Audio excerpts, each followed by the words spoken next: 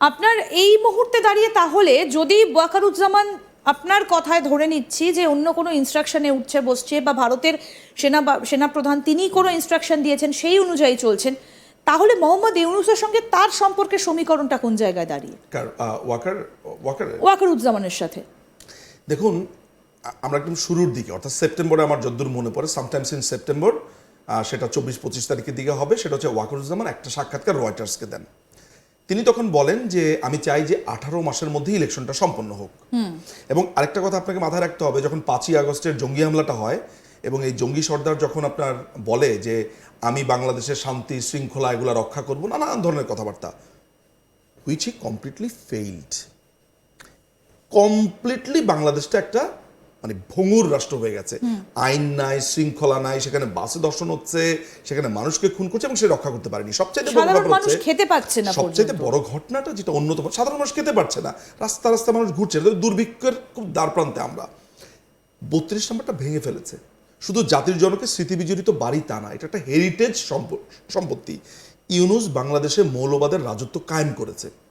তো এই পুরো ব্যাপারটাতে আমার ধারণা ওয়াকারুজ্জামানের ব্যাপারে আমি যতদূর জানি, অন্য কোনো সেনাপ্রধান বা অন্য কোনো জায়গা হলে আসলে ঘটনা অন্যরকম হতো। সেই ব্যাপারগুলো ক্রমাগতভাবে এদেরকে পক্ষে দিয়ে যাচ্ছে, প্রমাণ করবার চেষ্টা করছে যে না, আমি তো আসলে শান্তির পক্ষে, ইউনূসের পাশে আছি, এটা প্রমাণ করবার। আমার কাছে যেটা মনে হয় যে অ্যাপারেন্টলি আপনার কাছে এটা মনে হতে পারে যে একটা সমীকরণ আছে, আমার কাছে মনে হয় না কোনো সমীকরণ আছে। বরঞ্চ আমার কাছে যেই ইন্টেল আছে, আমি যে ব্যাপারে নিশ্চিত, সেটা হচ্ছে ইউনূস, কোয়ার্টার মাস্টার জেনারেল, তারপরে হচ্ছে যে আপনার আইকেবি যেটা ইকবাল করিম ভুইয়া, এরা সহ ওয়াকারকে উৎখাতের জন্য অনেকবার চেষ্টা করেছে, আচ্ছা, কিন্তু সেটা পারেনি।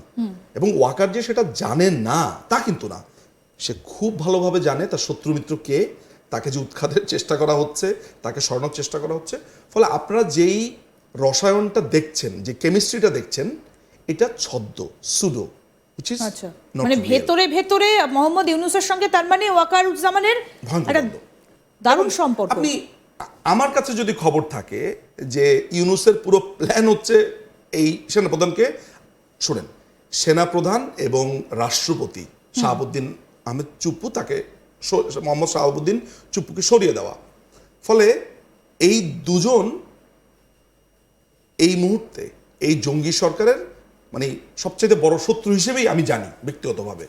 সো এই চেষ্টাটা তো ইউনূস করেছে তার বাহিনীর মাধ্যমে, কিন্তু সেটা সফল হয়নি। সো ওই কেমিস্ট্রি আপনি যেটা অন স্ক্রিনে দেখেন, আমার মনে হয় সেটা আমরা ভ্রান্তি, এটা সত্যি না।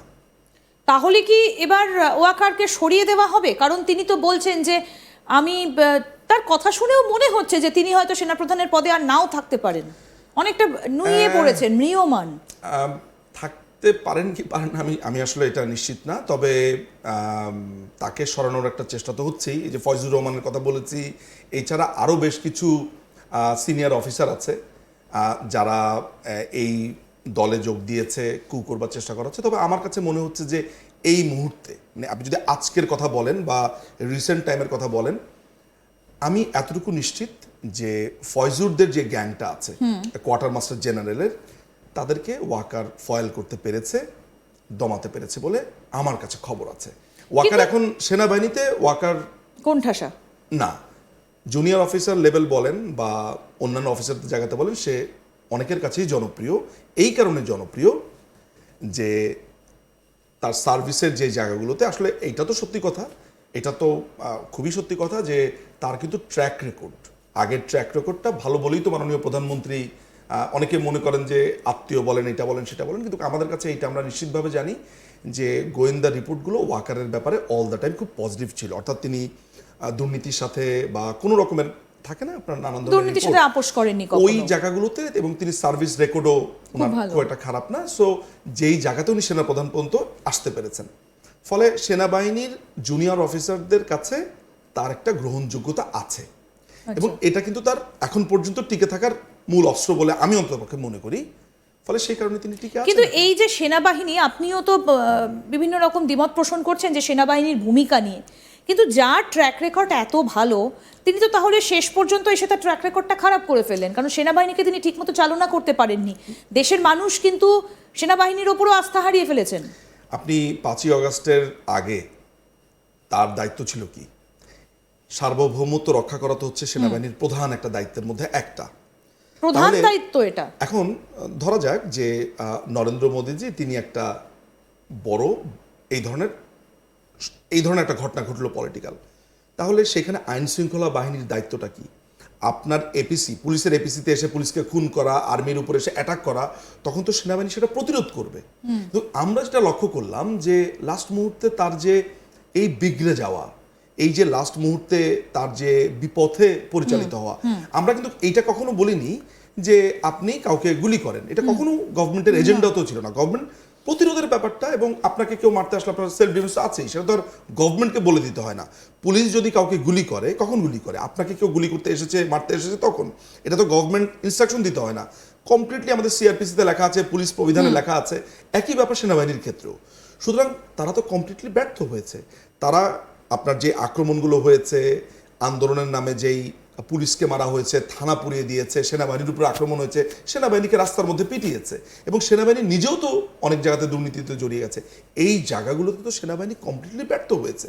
আমি বলবো না অ্যাজ এ হোল সেনাবাহিনীর একটা অংশ। আমি বারবারই বলছি, সেনাবাহিনীর একটা অংশের কারণে সেনাবাহিনীর আজকের যে বদনাম, আমাদেরকে এগুলো বলতে হচ্ছে, সেটা তো আমাদের জন্য কষ্টের একটা ব্যাপার। ফলে তার এই হঠাৎ বিগড়ে যাওয়া, এবং আমি আপনাকে এর আগের অনেকগুলো প্রোগ্রামে বলেছি যে তার ট্র্যাক রেকর্ড, আজকে আমি এটা বলেছি আগের।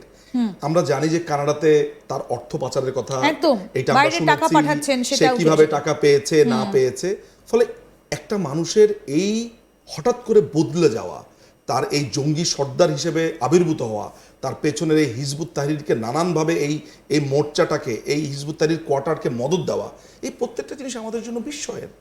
যে একটা মানুষ ঠিক এই অর্থে বাক চেঞ্জ করে কিভাবে? তাহলে কি এবার শান্তি সেনা ঢুকবে বাংলাদেশে?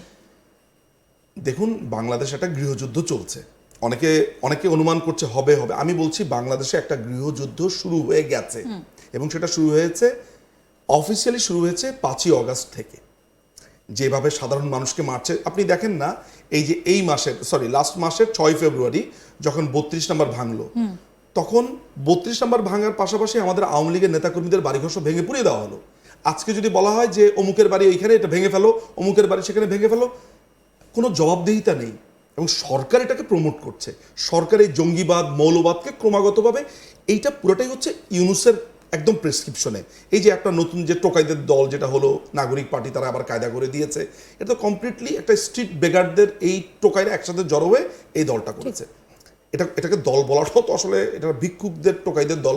তো আলটিমেটলি যেটা হয়েছে সেটা হচ্ছে যে এই পুরো ঘটনাটাতে সেনাবাহিনীর ভূমিকাটা কি? 32 নম্বর যখন ভাঙছিল, সেনাবাহিনী কি করেছে? কোথায় ছিল? দেখাই তো যায়নি। এসেছে, এটা লোক দেখানোর জন্য এসেছে, চলে গেছে।